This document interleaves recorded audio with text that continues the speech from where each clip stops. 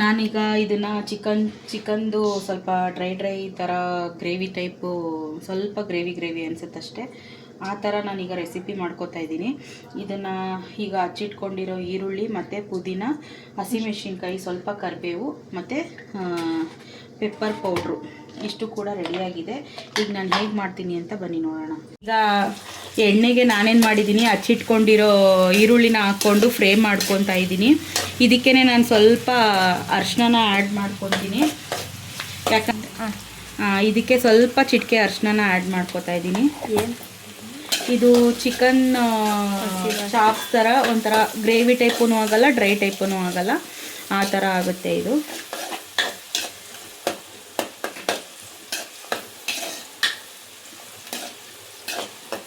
ಇದಾದಮೇಲೆ ನಾನು ಇದಕ್ಕೆ ಮೆಣಸಿನ್ಕಾಯಿನ ಆ್ಯಡ್ ಮಾಡ್ಕೋತಾ ಇದ್ದೀನಿ.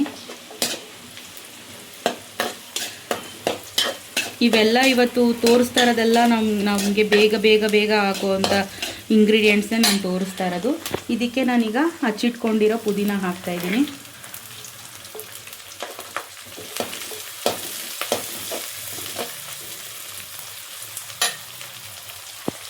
ಇದಕ್ಕೆ ನಾನಿವಾಗ ಜಿಂಜರ್ ಗಾರ್ಲಿಕ್ ಪೇಸ್ಟ್ನ ಆ್ಯಡ್ ಮಾಡ್ತಾಯಿದ್ದೀನಿ.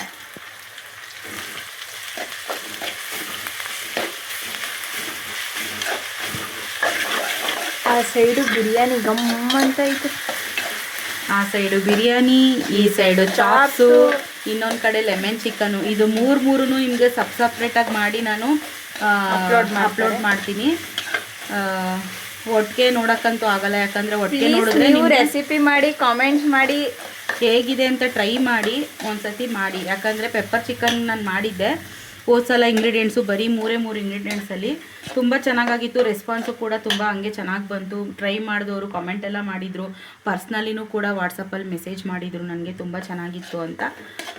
ನಿಮಗೂ ಇಷ್ಟ ಆದರೆ ಟ್ರೈ ಮಾಡಿ, ಮತ್ತು ಮನೇಲಿ ಲೈಕ್ ಮಾಡಿ, ಸಬ್ಸ್ಕ್ರೈಬ್ ಮಾಡಿ, ನಿಮ್ಗೆ ಗೊತ್ತಿರೋರ್ಗೆ ಶೇರ್ ಮಾಡಿ. ಇದು ಘಮ ಹೋಗೋವರೆಗೂ ಚೆನ್ನಾಗಿ ಹುರ್ಕೊಳ್ಳೋಣ. ಹುರ್ಕೊಂಡಾದ್ಮೇಲೆ ಇದಕ್ಕೆ ನಾನು ಚಿಕನ್ ಆ್ಯಡ್ ಮಾಡ್ತೀನಿ. ಇದು ಈಗ ನೋಡಿ ಶುಂಠಿ ಬೆಳ್ಳುಳ್ಳಿ ಇದು ಸ್ವಲ್ಪ ಘಮ ಎಲ್ಲ ಇದಾಯಿತು, ಯಾಕಂದರೆ ಹಸಿ ವಾಸನೆ ಎಲ್ಲ ಹೋಯಿತು. ಇವಾಗ ನಾನು ಇದಕ್ಕೆ ಏನು ಮಾಡ್ತಾಯಿದ್ದೀನಿ, ಚಿಕನ್ನ ಆ್ಯಡ್ ಮಾಡ್ಕೊಂಡಿದ್ದೀನಿ. ನಾನು ಏನಪ್ಪ ಶುಂಠಿ ಬೆಳ್ಳುಳ್ಳಿ ಪೇಸ್ಟ್ಗೆ ಲವಂಗ ಚಕ್ಕೆ ಹಾಕೇ ಇಲ್ಲ ಇದಕ್ಕೆ ಅಂತ ಅಂದ್ಕೋಬೇಡಿ. ಅದ್ರ ಜೊತೆಗೆ ಸೇರಿಸಿ ನಾನು ಗ್ರೈಂಡ್ ಮಾಡ್ಕೊಂಡಿದ್ದೀನಿ. ಸೊ ಅದಕ್ಕೆ ನಾನು ಚಕ್ಕೆ ಲವಂಗ ಸಪ್ರೇಟಾಗಿ ಏನು ಪೌಡ್ರ್ ಮಾಡಿ ಹಾಕ್ತಾಯಿಲ್ಲ. ಇಲ್ಲಿ ನಾನು ಶುಂಠಿ ಬೆಳ್ಳುಳ್ಳಿ ಪೇಸ್ಟ್ ಜೊತೆಗೇ ನಾನು ಚಕ್ಕೆ ಲವಂಗನ ಆ್ಯಡ್ ಮಾಡ್ಕೊಂಬಿಟ್ಟಿದ್ದೀನಿ.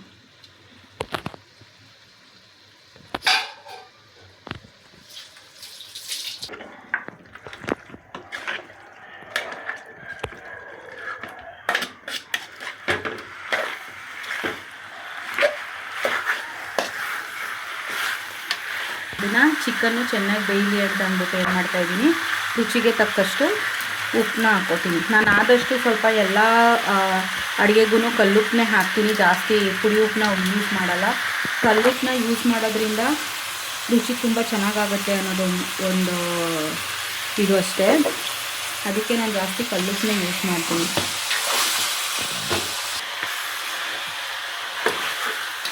ಈಗ ಪೆಪ್ಪರ್ ಆ್ಯಡ್ ಮಾಡ್ಕೋತವ್ರೆ. ಇದಕ್ಕೀಗ ನಾನು ಪೆಪ್ಪರ್ ಪೌಡ್ರನ್ನ ಆ್ಯಡ್ ಮಾಡ್ತಾಯಿದ್ದೀನಿ.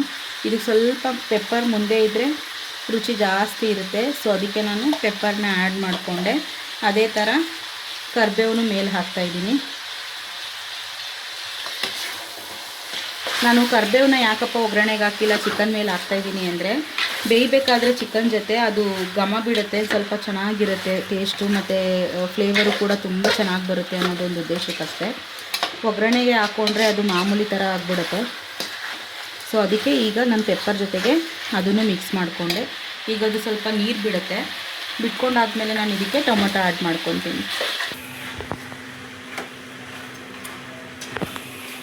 ಮಾಡ್ತಾರಳು ನಾನು, ಪೋಸ್ ಕೊಡ್ತಾರಳು ಅವಳು. ಇವತ್ತು ಏಸ್ಪಾ ಬೇರೆ ಮಾಡ್ಕೊಬಿಟ್ಟವಳೆ. ನೋಡಿ ನನಗೆ ಹೇರ್ ಎಷ್ಟು ಶೈನಿ ಹೊಡಿತೈತೆ. ಹೇರ್ ಸ್ಪಾ ಮಾಡಿಸೋದ್ರಿಂದ ಏನೇನು ಬೆನಿಫಿಟ್ ಆಗುತ್ತೆ ಅಂತ ಹೇಳಿದನು.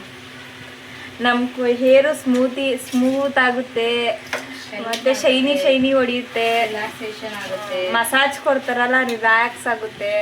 ನನ್ಗಂತೂ ಇವತ್ತು ಎಷ್ಟು ನಿದ್ದೆ ಬರ್ತಾಯಿತ್ತು ಅಂದ್ರೆ ಅವ್ರು ಮಸಾಜ್ ಮಾಡ್ತಾ ಇದ್ರೆ ಅಷ್ಟು ನಿದ್ದೆ ಬರ್ತಾಯಿತ್ತು. ನಿಮ್ಗೆ ಈ ರೆಸಿಪಿ ಬೇಕು ಅಂದರೆ ಪ್ಲೀಸ್ ದಯವಿಟ್ಟು ಮಾಡ್ಕೊಂಡು ತಿಂದು ರೆಸಿಪಿ ಹೆಂಗಿದೆ ಅಂತ ಕಮೆಂಟ್ ಬಾಕ್ಸಲ್ಲಿ ಹಾಕಿ ಸಾಕು. ಸಬ್ಸ್ಕ್ರೈಬ್ ಮಾಡೋದು ಮರಿಬೇಡಿ, ಲೈಕ್ ಮಾಡೋದು ಮರಿಬೇಡಿ. ಈಗ ಇದಕ್ಕೆ ನಾನು ಇವಾಗ ಹಚ್ಚಿರೋ ಅಂಥ ಟೊಮೊಟೊನ ಆ್ಯಡ್ ಮಾಡ್ಕೊತಾ ಇದ್ದೀನಿ. ಇದು ಅಷ್ಟೇ ನಮ್ಮ ಬಿರಿಯಾನಿಗೆ ಸೈಡ್ ಡಿಶ್ಶಾಗಿ ತುಂಬ ಚೆನ್ನಾಗಿ ನೆಂಚ್ಕೊಳ್ಳೋಕ್ಕೆ ಚೆನ್ನಾಗಿರುತ್ತೆ. ನಾನು ಸ್ವಲ್ಪ ಬಿರಿಯಾನಿಗೆ ಚಿಕನ್ ಕಮ್ಮಿ ಹಾಕ್ಕೊಂಡಿದ್ದೀನಿ, ಯಾಕಂದರೆ ಗ್ರೇವಿನಲ್ಲೇ ನಮಗೆ ಏನಾಗ್ಬಿಡುತ್ತೆ, ಚಿಕನ್ ಜಾಸ್ತಿ ಸಿಗುತ್ತಲ್ವ. ಸೊ ಅದಕ್ಕೋಸ್ಕರ ಎರಡಕ್ಕೂ ಕಾಂಬಿನೇಷನ್ ಚೆನ್ನಾಗಿರಲಿ ಅಂತ ಈ ಥರ ಮಾಡ್ಕೊತಾ ಇದ್ದೀನಿ. ನೋಡಿ, ಸಿಂಪಲ್ಲು, ತುಂಬ ನಾನೇನಿಲ್ಲಿ ಇಂಗ್ರೀಡಿಯೆಂಟ್ಸ್ ಹಾಕಿಲ್ಲ. ಈರುಳ್ಳಿ, ಟೊಮೊಟೊ, ಶುಂಠಿ ಬೆಳ್ಳುಳ್ಳಿ ಪೇಸ್ಟು, ಪೆಪ್ಪರು, ಕರ್ಬೇವಿನ ಸೊಪ್ಪು, ಹಸಿಮೆಣ್ಸಿನ್ಕಾಯಿ ಇಷ್ಟೇ ಹಾಕಿರೋದು ಇದಕ್ಕೆ. ಈಗ ಇದಕ್ಕೆ ನಾನು ಸ್ವಲ್ಪ ಧನಿಯಾ ಪೌಡ್ರನ್ನ ಆ್ಯಡ್ ಮಾಡ್ಕೊತೀನಿ, ಸ್ವಲ್ಪ ತಿಕ್ನೆಸ್ಸಾಗಿ ಗ್ರೇವಿಗೋಸ್ಕರ. ಸ್ವಲ್ಪ ಲಾಸ್ಟಲ್ಲಿ ಫೈನಲಾಗಿ ಸ್ವಲ್ಪ ಕೊತ್ತಂಬರಿ ಸೊಪ್ಪನ್ನು ಕೂಡ ಆ್ಯಡ್ ಮಾಡ್ತೀನಿ, ಫೈನಲಾಗಿ, ಈಗಲ್ಲ. ಸ್ವಲ್ಪ ಮಿಕ್ಸಿ ಮಾಡಿಸಿರೋ ನೀರನ್ನ ನಾನು ಇದಕ್ಕೆ ಹಾಕೋತಾ ಇದ್ದೀನಿ. ಇದಕ್ಕೆ ಏನಂದರೆ ಜಸ್ಟು ನಾನು ಈಗ ಶುಂಠಿ ಬೆಳ್ಳುಳ್ಳಿ ಪೇಸ್ಟ್ ನೀರು, ಅದು ಅಷ್ಟೇ, ಇನ್ನೇನು ಇಲ್ಲ.